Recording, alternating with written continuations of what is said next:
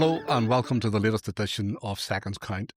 This is the podcast that brings you behind the scenes of the Northern Ireland Ambulance Service, where we get to speak to some of the key players in the delivery of our service to you, our patients. Today, I'm joined by a very special person whose work has been recently recognised with the award of the King's Ambulance Medal. And it was only when I was on my way into work that I stopped off to get a birthday card for somebody, and I saw one which I thought, my goodness, they're writing birthday cards about Kieran Devine. And the words on it were, the man, the myth, the legend that is Kieran Devine. Kieran, you're very welcome to be here today. John, thank you very much for having me. Thank you for inviting me up. No problem. Listen, you recently received the King's Ambulance Medal.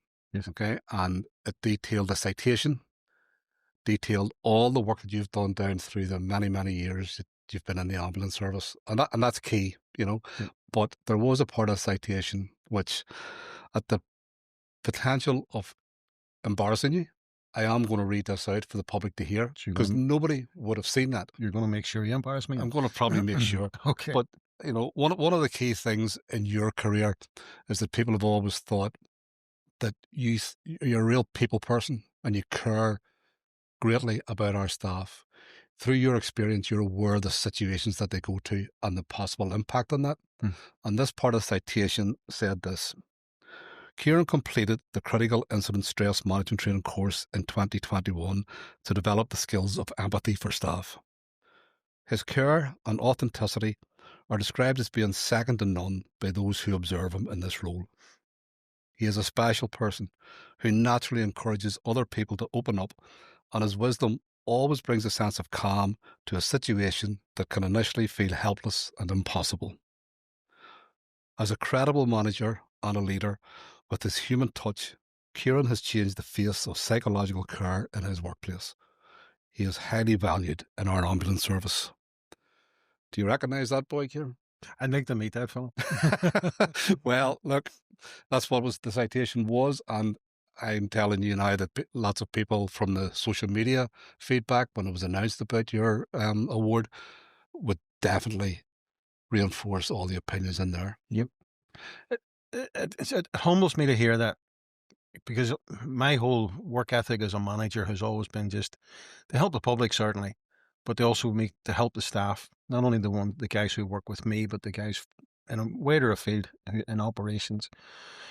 And I know they go to seriously traumatic calls and difficult circumstances, because I've been there myself. I understand what they look like. I understand the emotions that go on at these things.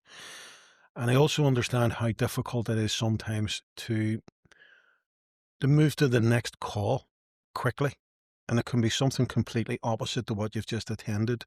You know, a traumatic fatality in 1 hour, and in the next hour you're being sent for a routine call to take a patient from one hospital to another. It's just opposite ends of a scale that are difficult to cope with.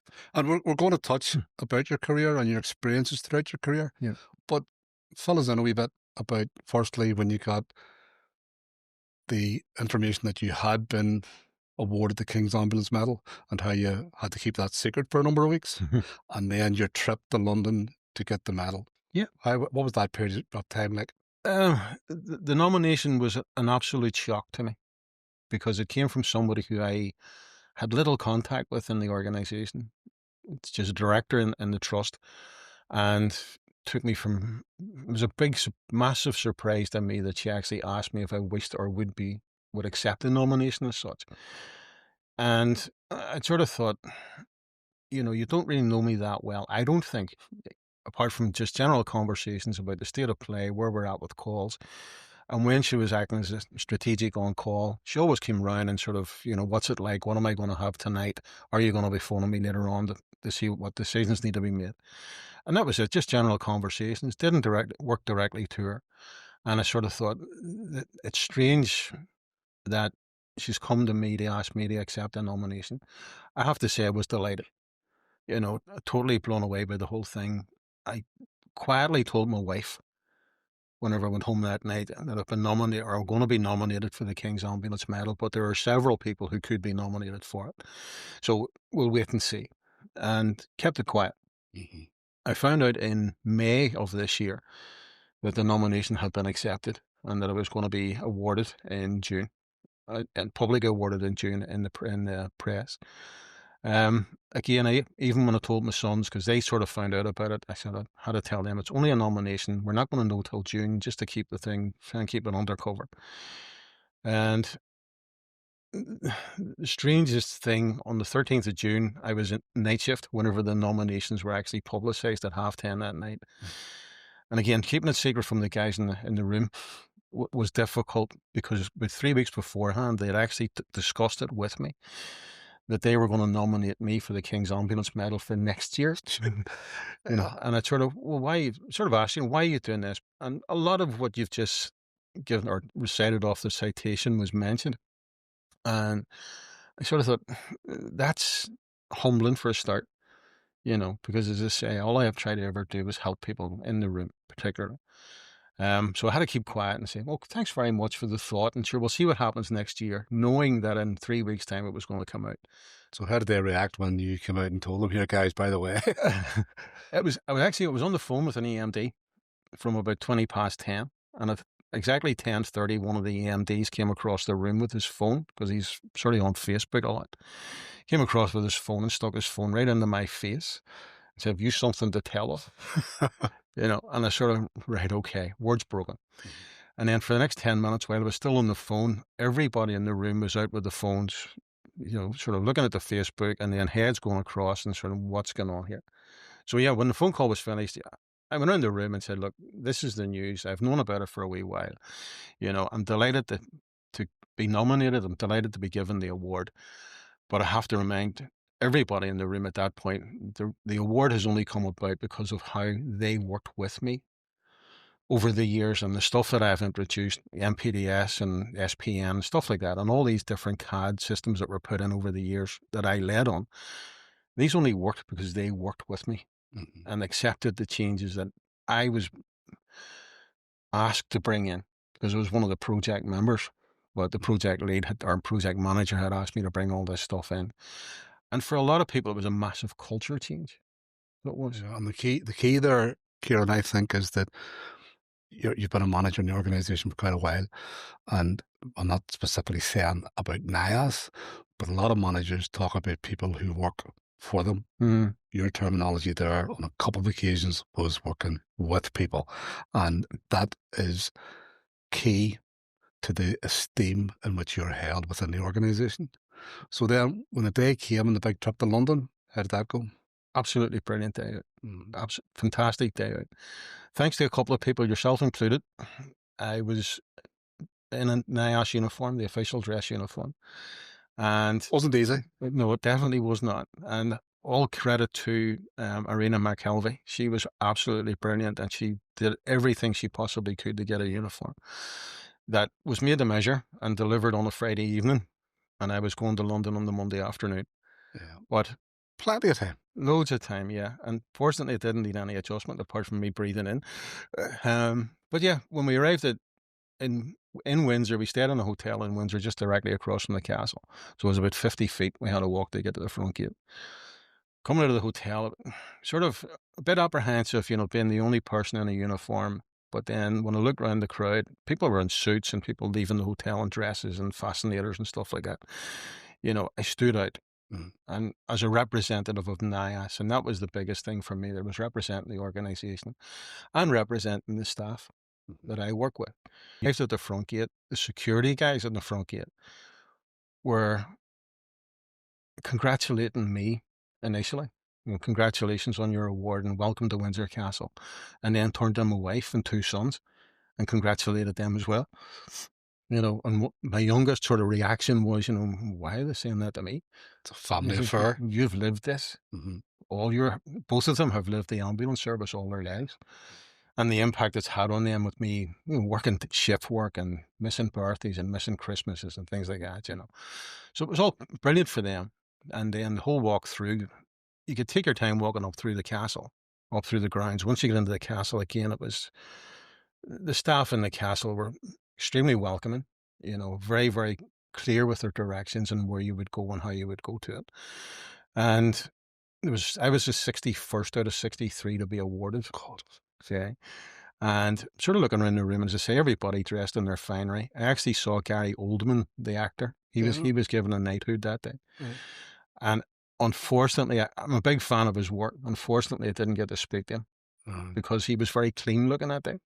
Not like his latest slow horses. Yes, because he had his hair tied back and he had a lovely suit on. Yeah. And it was only whenever I looked at the program to see that Gary Oldman was getting knighted, I was going to go towards him, but he had been taken away because he was second in the queue, where I was 61st. Right. Well, that was unfortunate, but maybe one day you will get to meet him on that. So let's go back to the very start. Mm. When I believe you went to school with my dad, did you? Well, actually, now he started embarrassing me. Now he's going to give me the "you're old."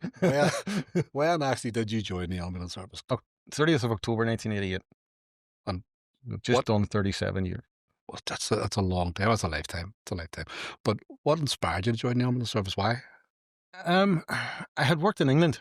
I worked in London for a car dealership for about 8 or 9 months with the girl who's now my wife, and we sort of got a bit homesick, came back to here, and I got a job at Marks and Spencer's at Sprucefield, working for McLaughlin and Harvey as a labourer, and had applied for the ambulance service just as I came back, but got this job temporarily, and tough work, all sorts of weathers, especially this time of year, very poor weather, very demanding bosses, which is right, they're doing a massive construction.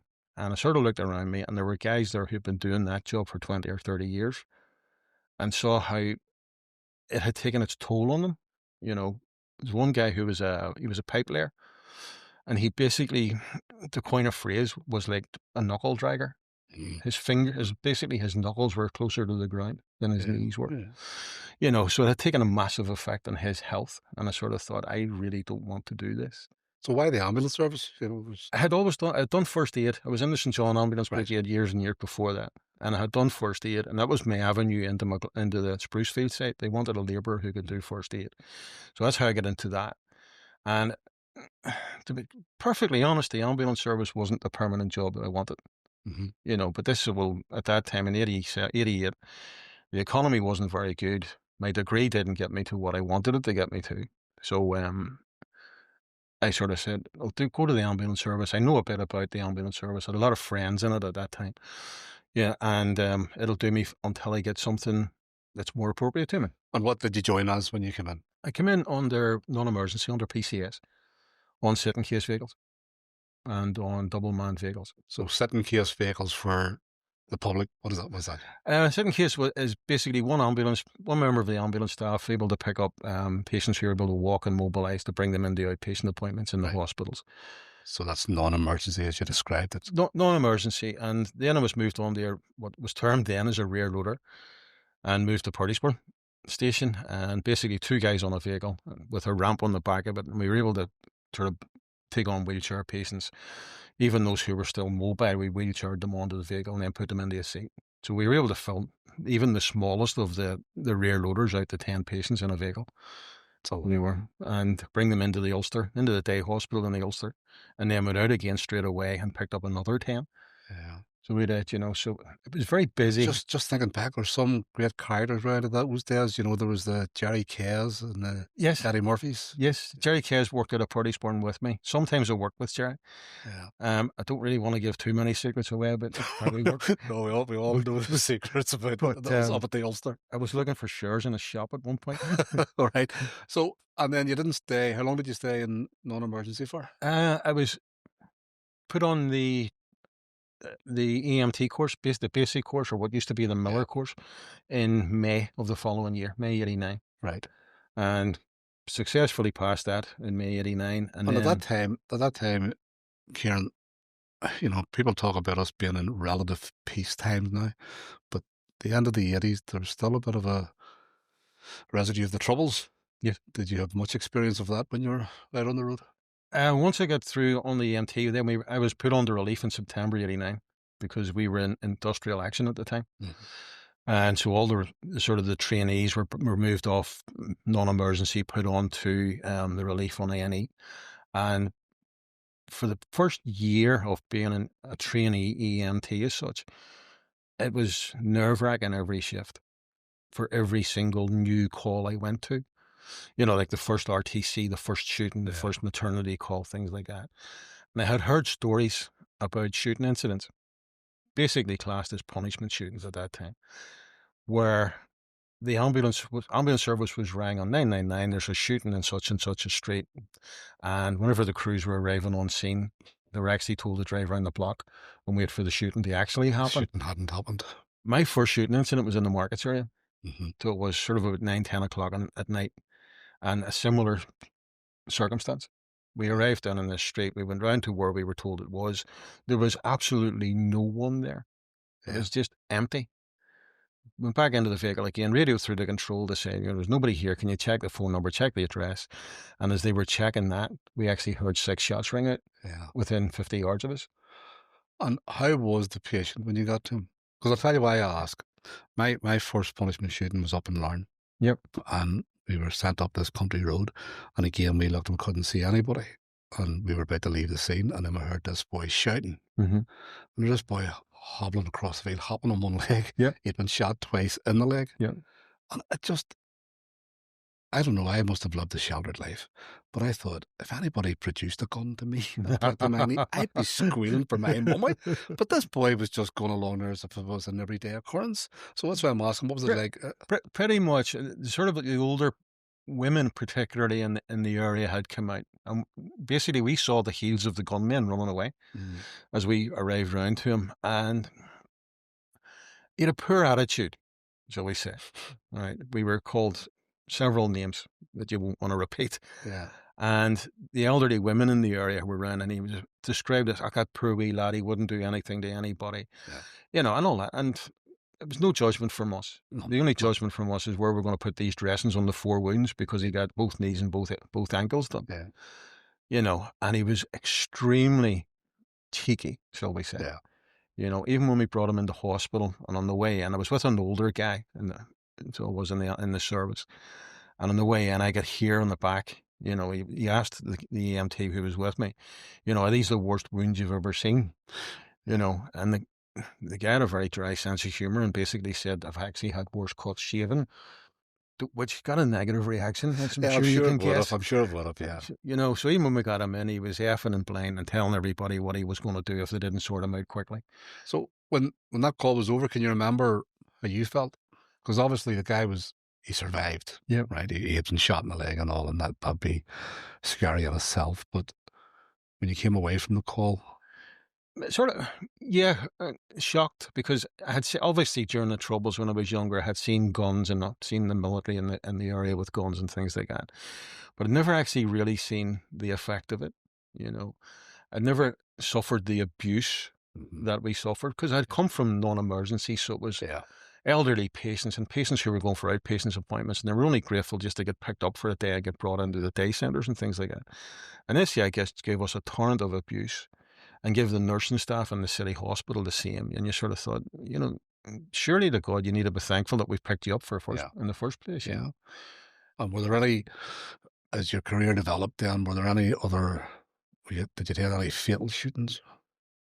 Yeah, quite a reasonable number. In fact, thinking back to that time, there were some very, very high profile shooting incidents and bombing incidents after 88. Yeah. Did you attend any of those? Not 88 and 89. I got a couple of tragic shootings, and certainly in 89 I did actually get a tragic car bombing. And it was basically 2 pensioners. I had left their home, husband and wife, gone out shopping for the morning. The husband had Equinox services of some sort. I'm not sure whether he was prison officer or police or anything like that. But they got a certain point in their journey, and then whatever way the car tilted, because it was a mercury tilt switch in the car, set the bomb off. You know, and it was 2 elderly people who were, one was dead at the scene, and the other one we lifted and we brought. And again, a confession, I was a bystander. You know, I was inexperienced. I had never seen anything like this before. And the guys who were there were very, very experienced long-termers in the ambulance service before me. And they just went in, took over, and did everything they needed to do. We put a standby on, and the matter accepted trauma patients at that time. put a standby onto the matter. And I think the male, he survived a couple of hours, but we knew from the very get-go that he was never going to survive this in a So long time. again, post call, there wasn't just you and your crewmate, there were other crew members there. There was probably 3 or 4 crews at the time, plus an officer at the time as well. And how did they deal with that?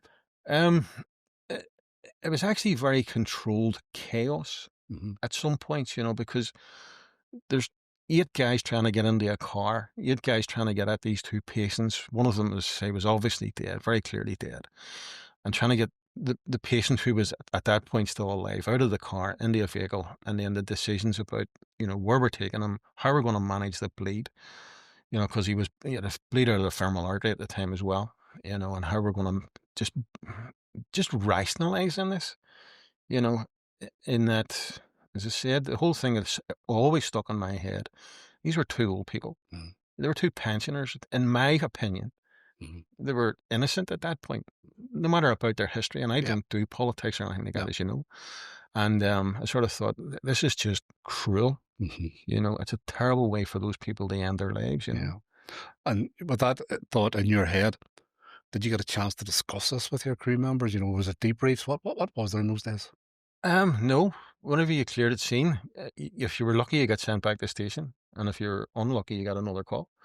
And I Right. say that was at that time, that was the difference in how the ambulance service was run. And it's no fault of anybody's. Yeah. In that you could be at that sort of tragic moment and dealing with that circumstance, and your adrenaline's banging, your blood pressure itself is up. You're trying to deal with the excitement, the crowd, and the whole circumstance of it. As I say, to me, it was tragic. And then whenever you cleared, if you were unlucky, you maybe got a transfer, Mm-hmm. which brought you from one end of the scale to the other, which is a negative thing in my opinion. And yeah, it absolutely is. And that's one of the strengths that you have at this moment in time in helping staff deal with traumatic incidents. You're well known for it. But so you're not able to deal with it post incident straight away, the No, stress of it. not really, no. So is it true that the first place that hits you is when you get home at night? Yeah. Yeah. And how does that play out? Because you talked about your children saying, why are they congratulating us on this? Yeah. But this is the sort of thing they had to put up with. No, to a degree, that they live with the circumstances of me getting in and out at night in strange hours, and Mm-hmm. as I say, not being there for birthday parties when they're 4 and 5 years of age, or working Christmases. When I first started in the job, it was exciting for me. Every patient was an exciting issue. So I remember going home telling my girlfriend at the time, I was at this, and I didn't give any details away beyond, I treated this patient with a head injury, I treated this patient who'd fallen downstairs. And then I did mention that I had been to shootings and the bombings. And then I realised, and nothing no big science into it, but whenever I was telling her that I was at a bombing incident that involved the death of 2 elderly people, I, there's a term for it now, but at the end of the day, I was imparting that tragedy that I had in my head and I've been at to her. Mm-hmm. And was that fair? Mm-hmm. So I stopped talking. Mm. So I did. And if she said to me, whenever I come home at night, how was your day? Well, what's the news? Oh. It became that. So it did, rather than go through any big descriptions, which they're not entitled But to then your and but shouldn't then your suffer. choice was to bottle that up and keep it in yourself. Yes, very Now, much so. how you cope with it, fine. If you want to talk about that, that's fine. But surely, if it was that way for you, it would have been the same for every other member of the ambulance service. And surely some cope better than others.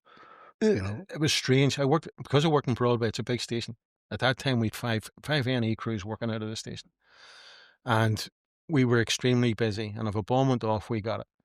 And if it was a shooting incident, it was either going to be us, the bridge, or down that got it. And you sort of watch these different personalities and how they dealt with it. And some of them come back. It appeared to be on a high because there was still the adrenaline was still going through them. They were still thinking about it, still going through it.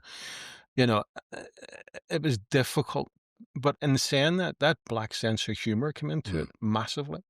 And it's inappropriate, but it was how we managed the situation, how we managed ourselves.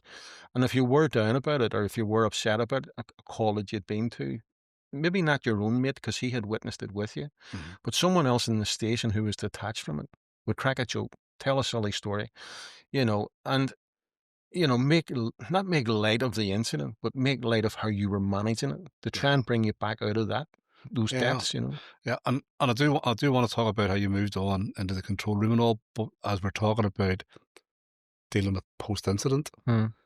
that's changed dramatically now, hasn't it? Huge, huge. The first post-incident management we actually had was after the Shangle bomb. Mm-hmm. And it was Were you at the Shangle one? no, I was called in afterwards to Mm-hmm. deal with the rest of the calls. Business as usual, we call it now. But on the Shangle, every crew that attended the Shangle bombing was stood down straight away Mm-hmm. afterwards. Once patients had been moved and the whole scene had been closed off for forensics, they were moved into our down station. And the chief ambulance officer at the time, Alan Murray, he brought his senior staff in with him. And they brought the guys in and just said, right, you're off the grid. You're not going out the rest of the day. We need to manage this now. And that was in the mid 1990s. It was a very early 1990s. It was a very, very early intervention at that point. Mm-hmm. They also recruited a member of counselling staff from Knockbracken. So they did. One called Marion Gibson. And she was brought in as a counsellor, I suppose, very, very quickly. And we were able to, crews that were at the incident were able to go to her, make appointments with her. And she sat and listened to what they said and how they managed. That was the first real attempt at any sort of what we would now call critical illness and stress management. And how did the staff react to that? Because it's different now, but in those days it was a very heavily male dominated Yep. service, Yep. and it was very macho type stuff. Yep. A lot of them refused the assistance, refused to interact with her. The appointment system was available. I know that one or two did go. A lot of the guys were hard men. We've done this before. We've seen this loads of times. So we don't need help. Ultimately, and again, this is only my own estimation. Yeah. I think a lot of those guys needed help seriously. Yeah, no, bound to, especially with what we know now. Yeah. And so just on today then, what do we have in place today? Oh, you have loads of critical incident stress management. We're now doing de-escalation systems as well. So it used to be, and whenever peer support was first introduced, you gave sort of 48 to 72 hours before the peer support staff went forward to anybody who was involved in an incident. Now we can do this de-escalation very quickly, especially with a major incident or especially something seriously traumatic. There was one incident recently where multiple members of a family were killed in a shooting incident. And that de-escalation took place within sort of 3 to 4 hours of the incident, which is on target, I suppose. But it allowed the peer support staff to access the staff who were at the scene and then take steps to signpost them if they needed to go somewhere else or needed to go to another variety of peer support. It also allowed them to try and bring them back to what is described as a new normal. So what happened before the incident, what were you doing? I was having a cup of tea, I was having a bit of crack with the boys in the station, or the guys in the station. Next thing, we ended up with this incident. So the new normal then comes post-incident. So it's like a consequence management type thing. And it is brilliant. That's why I got involved with peer support. Yeah. Because we lost a colleague in the job. And from the citation, Kieran Devine is there to help the staff and there to support the staff. And we lost one. So we did. And in very tragic circumstances. And I sort of always questioned myself as to whether I had done everything I could do for that person. Yeah. And when I was asked to go to peer support and I refused it because I was macho, I was a big fella, I suppose. And that's pink and fluffy stuff. But eventually I sort of said, maybe I'm going to have to go and try this. Purely to prove to myself that what I was saying to people was appropriate within the guidelines of peer support. And that was probably one of the most cathartic experiences I've ever had. Because the guy who took it was a professor in critical incident management in England.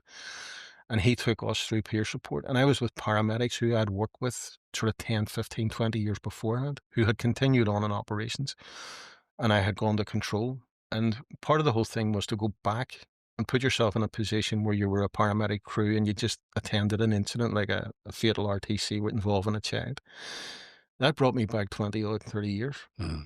And I was having to go back and delve into those experiences again and bring those back to the surface. Uh-huh. And I found it extremely beneficial at the end, but during it, it was extremely upsetting. Yeah, no, It you was, get that, and because you're then recounting all that stuff, and then you come back to the people who maybe refused to participate in that help way back in the mid-90s, and you're wondering, where are they with that now, and hopefully they've moved on. Hopefully someone did seek help and they're thriving, Yeah, but you can't force people. you can't it's a purely voluntary thing. The peer support guys will contact anybody who's been involved, and we address it to the peer support guys. If it's a traumatic incident or a large incident, and we've had a couple over the weekend where peer support referrals are now made automatically by us, by the control officers or by the duty managers, to say you need to maybe speak to the crews, and we list the PIN numbers or the names of the crews, and even the EMD that took the call and the control officer who managed the call. But it really is one of the most positive developments in our job in terms of staff welfare. I believe so. Yeah. Because one of my first experiences about regarding PTSD, and again, I'm no psychologist by any means or psychiatrist, but I remember an older man in the job, and we used to take PCS guys out as third person. Mm-hmm. Yeah. Party Farm was a quiet station, so the PCS guys, whenever on a Friday afternoon, would finish at 5 o'clock or thereabouts and saying, "Can we run with you for a while?" Yeah, dead on, that's all right. And it always came to the same question from the guys. And I was in a similar position when I was on PCS. Maybe didn't ask the question, but sort of dreaded what the answer would have been. What's the worst call you've ever been to? Mm. And I learned very quickly, if I tell you about the worst call I've ever been to, you'll never eat spaghetti bolognese again. No, yeah, because it was tragic, and it was maybe a bit rude, but it stopped my part of the conversation. This guy I was working with, and say he was a lot older than me, and he joined the ambulance service in 1968, so he recited a lot of major events in the ambulance service that he had attended, and then one incident that he had attended reduced him to tears every single time. And he was a hard man. Yeah. He basically, if we were getting into something difficult, he was always going first. There are a lot of hard men on the exterior, but inside they're like putty, aren't they, really? He had a very soft centre. I worked with him for quite a while. That's why the job attracts people like that. Yeah. You have to care. You have to care to do this job. Oh, yeah. I've seen it. I had seen him literally rip a door off a car one day, right, because he couldn't get into a child who was trapped in a car after an accident, But he told this story to one guy, and then a couple of weeks later, somebody else came in and did the same thing. Can I run with you for a couple of hours? And it came to the same question again. What's the worst call you've ever been to? And my reply again, spaghetti bolognese. Tommy's reply, he recited exactly as he had the previous time.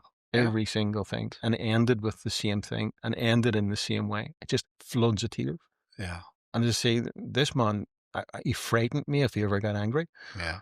Because he was so hard. And it's sort of that soft centre that just reduced him to that. Yeah. But you could see him living these incidents as he talked about them, and some of them were.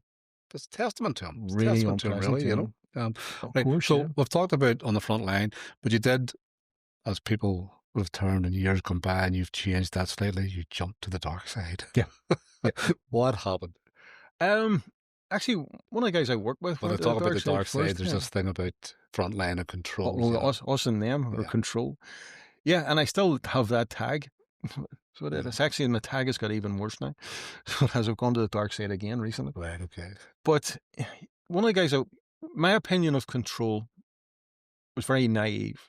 So it was, control staff sit up there and they talk all night or they talk all day, and then they give us calls, and they give us silly calls at 3 and 4 o'clock in the morning, that really, they should have told that guy to go in a car or get a taxi, or at 7 o'clock in the morning they'd have sent us to cardiac arrests, right? Involving children and babies found in cots and things like that, but one of the guys I work with went to control as an ad hoc controller, and he was one who was very much against control. So he did. And I sort of questioned his move. And he said, "We'll have to go up and try it. There's no point in me slagging these guys off, ridiculing these guys without me going up and trying it." We spoke to him a few weeks afterwards now. How is it? And he ended up actually as the control manager Mm. in the old Eastern Control. And they were looking for ad hoc controllers at the time in 1999. And I applied and got onto it. And actually, I was trained by some of the staff who are still in the room with me at the minute. Yeah. One you know very well who sits in the RRV desk. Yeah. Yeah. She trained me, Brilliant. Yeah. right, how to take an emergency call on an old dumb terminal system and how to use a She'll radio. not thank you for saying that she was about then. Oh, no, she won't. No. But I keep telling her I've known her since she was 18. Yeah. So, those guys trained me, and I sort of got a different It's funny she appreciation. was sitting right And beside she's her. right behind me, Bernie, watching. I got a very much a different appreciation of how those people worked. And it was a lot quieter then than it is now, but the systems that they used were old style. So they were, and it was quite difficult at times actually to use the system, even the command system that they had. Yeah. Because if it got more than 25 calls, I think it was on the screen, it started to loop. Yeah. And you were trying to keep a count of calls and everything. A lot of things were done on paper, old paper dockets, So I learned certainly a different perspective on how control worked. And what at the that people time, were like. Kieran, I think it's key because you moved into a thing called AMPDS, but before AMPDS, people would have phoned 999. Yeah. And there was no categorization of calls. No. We had ambulances hurtling across the country at high speeds for very serious calls, but also for cut fingers. Yes. Yeah. And this just couldn't go on. That was putting so many people in danger.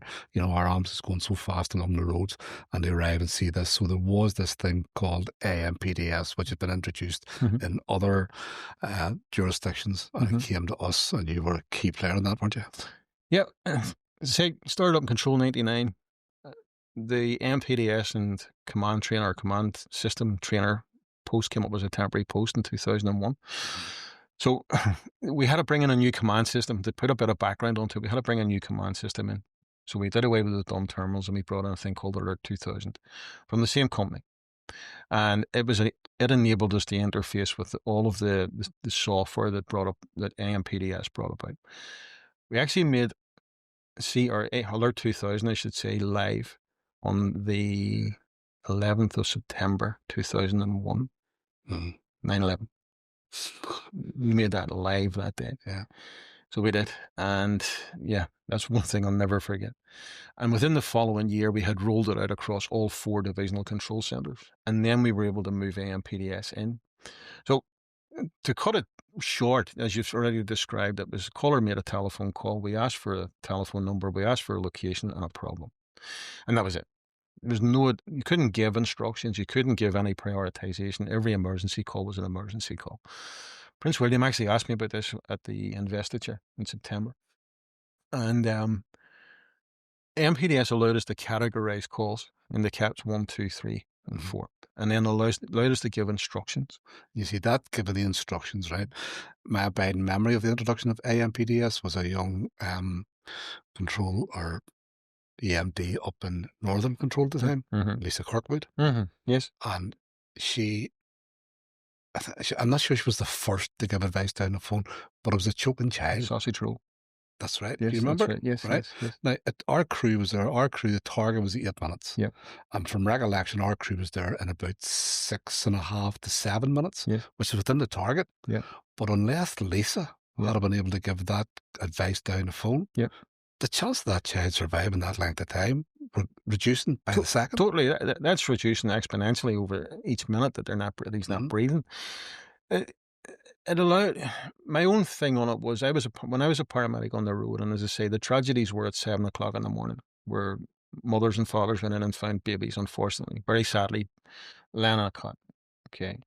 And we were getting sent out from stations. Depending on how far it would be, our general coverage area went from Broadway up as far as usually where Lagmore is now.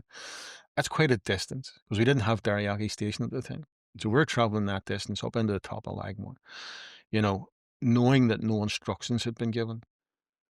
Whether they would have been beneficial or not, we will never know.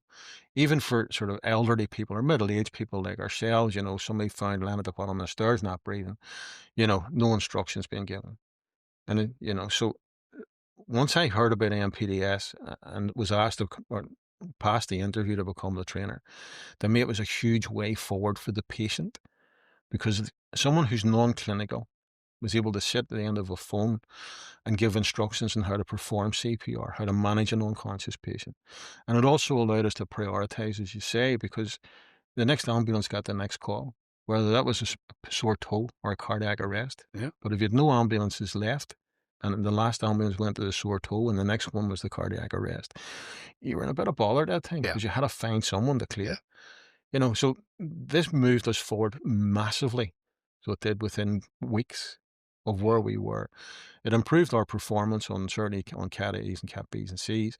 It allowed us then, as I say, to prioritize everything. And the instruction thing was massive for the EMDs that were there, Yeah. because they were used to the simple, not simple, because it was tragic for them too, taking calls and not being able to do anything.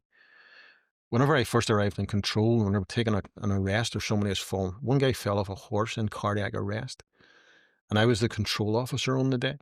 Right? And this is before MPDS was even on the horizon at that point. And, you know, you're a paramedic. Can you talk this guy through CPR? Mm. You know, so I'm trying to tell this man's son how to do CPR on the end of a phone, and they're all sitting watching what I'm doing and listening to what I'm doing. We have now moved this on that they actually do what I was trying to do at the time. Yeah.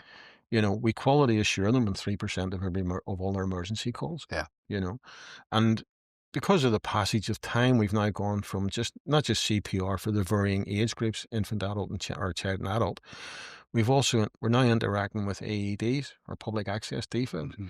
You know, so we're telling the caller where they can get a defib. Yeah. You know, and then when it comes back to it, and that's an alien being to them a lot of the time, we're telling them how to use the defib. Yeah. You know, until we get a CFR on scene, or until we get police or fire or ourselves on scene. Yeah. To take over that. But that is a skill set of its own, whereby for the EMDs, they don't actually have eyes on the patient, and they're relying on people following their instructions. So their instructions have to be crystal clear. Mm-hmm. They know exactly what they're doing. Yep. But at the same time, and there's many, many success. We've heard about the births that have happened. Yep. We've heard about how CPR has been given until a crew arrives, and then there's a successful resuscitation. But again, and I've witnessed in the control room sometimes, there's great tragedy. I remember a child being left on its own in a small bath, Mm-hmm. and the EMD was giving the father Mm-hmm. CPR advice for 18 minutes. Yep. 18 minutes. Like, how draining must that be? And just like you, when you were at those very traumatic calls, where did they bring that to? Prior to peer support, they used to bring it to me. Mm-hmm. And I welcomed it, because, as I say, I know how difficult this job is on the road. And I understand the circumstances, and I've been in a lot of those terrible tragic events.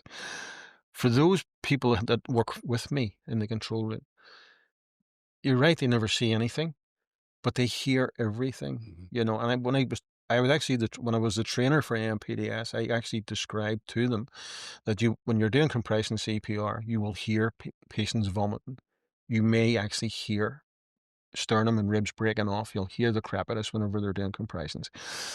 Those are that's how much closer that's going to bring you to the environment, but you'll never ever see it. Yeah. So So how do you rate their input into patient care?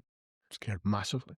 Yeah. They have the ability to have a massive effect, not only on the patient, but also on their family. Mm-hmm. You could be a 50-plus middle-aged male, mother, father, laying on the ground.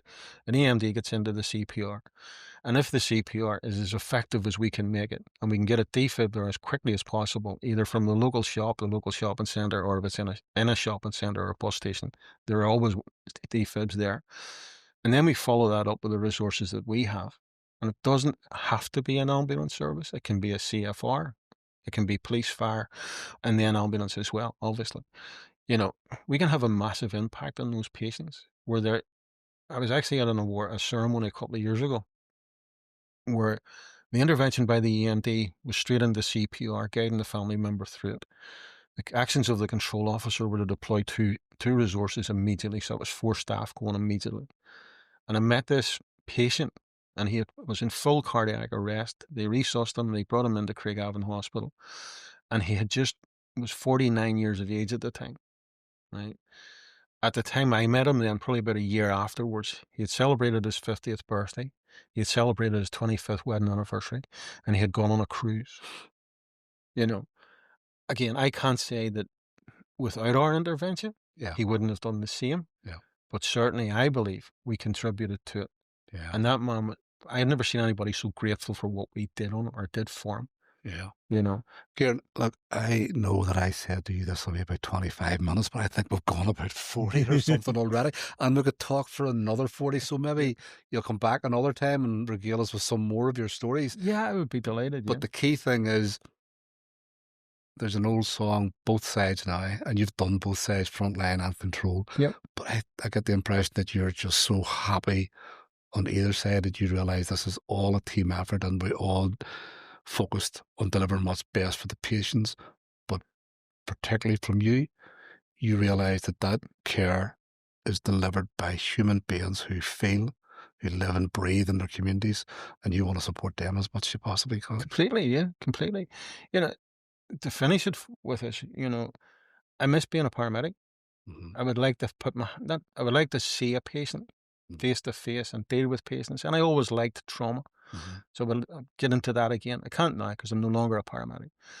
My other thing is, we used to be known as Kieran the ambulance man, Billy the ambulance man in the local community in your street. Yeah. People would have come and knocked your door. My wee lad's fell and he's cut his head. Can you do anything? Yeah. You know, that was always a massive part of the kudos of being in the ambulance service. Absolutely. You know? Absolutely. So what are your plans now going forward? I'm taking partial retirement from January. So I am. So I'm still going to be in the control room. Slightly different role in that I've been asked to formulate a training program for control officers in order to standardize their training right across. Right. And also introduce quality assurance is supposed to be probably the best title for it. Yeah, well, that's very key. But you know, it's if you want to be trained by people, you want to be trained by the best, and that's what people that are going to head in towards this service are going to be getting. You're going to have to find them. No, you're going to be doing very well, Kieran. Look, really, thanks so much for coming in. And thank you for having me. Well, I'm sure that people will absolutely love listening to this edition of the podcast. And to the people out there, you've heard from both sides now, you know, what it's like on the front line, what it's like in our control, and how we all come together to deliver what's best for our communities when they are at their time of need. And that's what the ambulance service is about. Thanks for joining us again this week, and we'll see you soon. Bye now.